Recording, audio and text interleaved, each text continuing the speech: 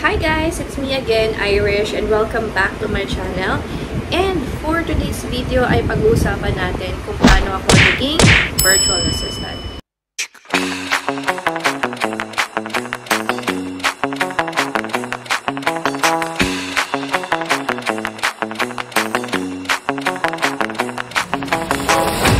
Yes, for those who don't know, I've been a virtual assistant for more than 2 years now. Disclaimer also, I'm not offering any courses and hindi din ako nagme-mentor. But I'm hoping na makatulong tong video na ito to those na gustong mag-try ng ganitong klaseng industry. Actually, kinakabahan pa talaga ako mag-discuss or gawin to. But I'll be doing like a 4-part series of pagiging virtual assistant. So, let's start with the question, ano nga ba yung work ko bago ako naging virtual assistant? I've worked in the BPO industry for more than 11 years. Wow! I've handled several types of accounts like telco, nag-financial ako, customer service, collections, loan accounts, and also marketing research. And before ako nag-resign, I was a supervisor for almost 2 years for a collections account. So, yes, it's for financial. Bakit ako nag-virtual assistant? Honestly, I was really looking into virtual assistants na before pandemic pa. I was already asking some of my friends na nasa VA world na on how to become one. It's just that, ang nangyari kasi is na-promote ako as a supervisor. Kaya medyo nahinto muna yung pangarap ko as a VA. That time, nung naging supervisor ako, I was really enjoying the job. Kahit pa pandemic nun. I feel blessed and also grateful that time. And then again, there comes the realizations in life. Like yung mga kids ko, nagtatanong na sila o nagsasabi na sila na, Mami, wag ka na pumasok. Ayaw na ako papasukin. Ang dami nagkakasakit that time. Ang hassle mag-commute. Tsaka let's be honest, sometimes sobrang toxic sa BPO. Hindi ko sasabing lahat pero minsan natotoxican tayo sa call center or sa BPO industry. And I also wanted something different. Nakakapagod na din kasi na 11 years na ako sa BPO industry. Feeling ko walang nangyayari sa akin. And I really wanted to spend more time with my family, especially with my kids. Kaya ayun yung nag-push sa akin sa pagiging virtual assistant noong April 2022. Paano ako nag-start maging virtual assistant? At that time, medyo nahirapan ko kasi syempre supervisor na ako Nandun na ako pero at the end of the day, nanaig pa rin yung kagustuhan ko maging virtual assistant. The first thing na ginawa ko is, I did purchase my own laptop. So, December pa lang bumili na ako ng laptop kasi nararamdaman ko na gusto ko na talagang maging virtual assistant. December pa lang. And, bumili na agad ako ng medyo magandang specs kasi I believe na kung papasok ako sa ganitong klase ng industry, kailangan ko talaga mag-invest. Kasi hindi naman siya provided ng client or ng business na papasukan mo Yung mga gagamitin mo Not unless mag-offer yung client mo na bibilhan ka niya ng gamit ng laptop or ng computer. Which is ako, hindi ko pa nararanasan yun ever. Ano pa ba? Nanood ako ng YouTube, and then nagtanong-tanong na ako sa mga friends ko na nasa VA industry na kung paano ba to, kung ano bang dapat kong gawin. Thankful naman ako kasi yung mga napagtanungan ko naman is sumasagot naman sila kahit papano. And then, importante din na gumawa ka ng profile sa iba't ibang klaseng platform like Upwork, Online Jobs PH, LinkedIn.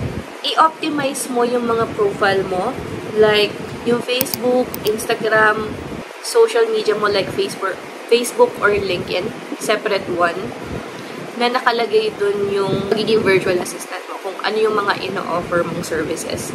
Inayos ko din yung resume ko, and then, para sa akin, ang pinaka-importante bago ka mag-start ng virtual assistant is i-ready mo yung emotions mo. Yun yung pinaka-importante talaga.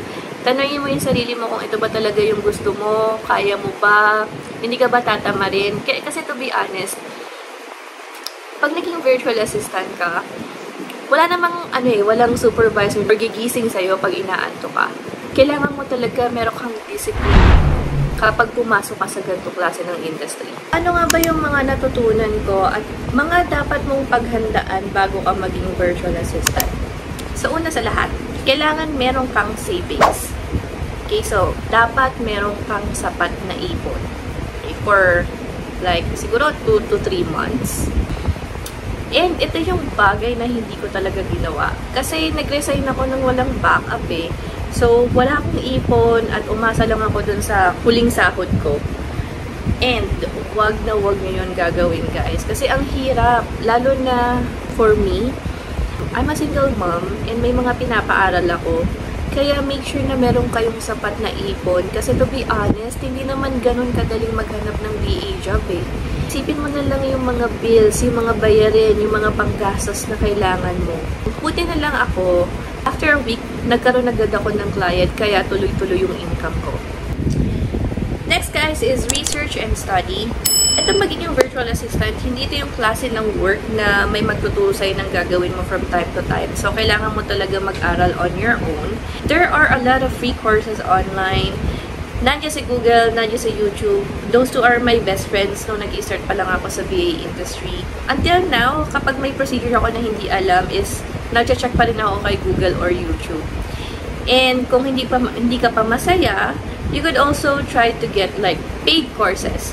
So, me personally, I invested to some courses lalo na pag mayroon akong gustong bagong matutunan. I did enroll pero yung mga mura lang.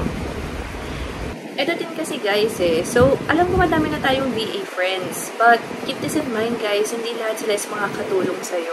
Minsan, pag minessage mo sila na I'm interested, gusto kong maging VA, sila pa yung mag-discourage sa'yo. Sabihin nila, mahirap, huwag ka na mag-try, diyan ka na lang sa kung anong klaseng meron kang trabaho. May mga ganun, promise. Don't be mad at them. Okay? Kasi I think, kung ano man yung posisyon nila ngayon is pinaghirapan din nila yun. Nag-aral din sila on their own. Even me is na-experience yan. Yung magtatanong ka pero hindi ka re-replyan. Magtatanong ka pero sasabihan ka na mahirap yan, ganyan. It's not like, uy, pa-refer naman, ganun. Walang ganun guys, mahirap yan. Siguro may mga iba na pwedeng tumulong sa'yo but not all. Ako naman, pag tinatanong naman ako, sumasagot naman ako. Well, sa abot ng aking makakaya. Hindi naman ako madamot. But of course, guys, kung papasok kayo sa ganitong klase ng industry, mag-aral kayo. Huwag tayong umasa sa isang tao lang na tatanungin natin. Kasi andyan naman si Google, andyan si YouTube. We have a lot of free resources online. Next, guys, is familiarize with tools. So, ano nga ba yung mga tools na dapat familiar tayo? For me, importante na marunong ka sa social media. So, Instagram, Facebook, LinkedIn. Dapat maalam ka din sa Canva, G Suite. So, yung G Suite, yan yung, nandiyan yung Gmail, Calendar, G Drive, yan yun.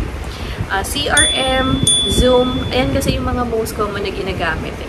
So, I'll try to make a separate video. Maybe I could discuss Gmail or G Suite or Canva. We'll try to discuss that on our future videos. Next is join groups and find friends. I suggest that you also join groups kasi minsan dyan tayong makakakuha ng lakas ng loob eh. Especially kapag nasi-share na sila ng mga nangyari sa kanila or yung journey nila as a virtual assistant. Sila din minsan yung magsusupport sa'yo, mag-a-uplift sa'yo kapag pasuko ka na.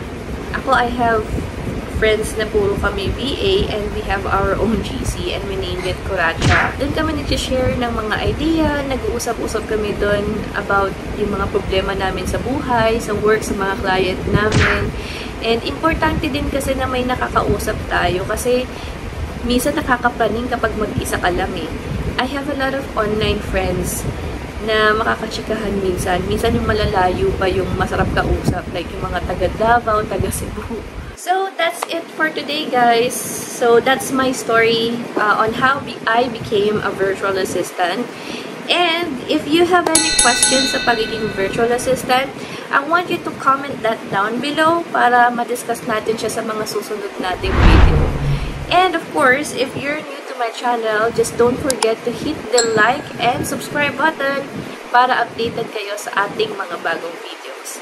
So, see you on my next vlog. Bye!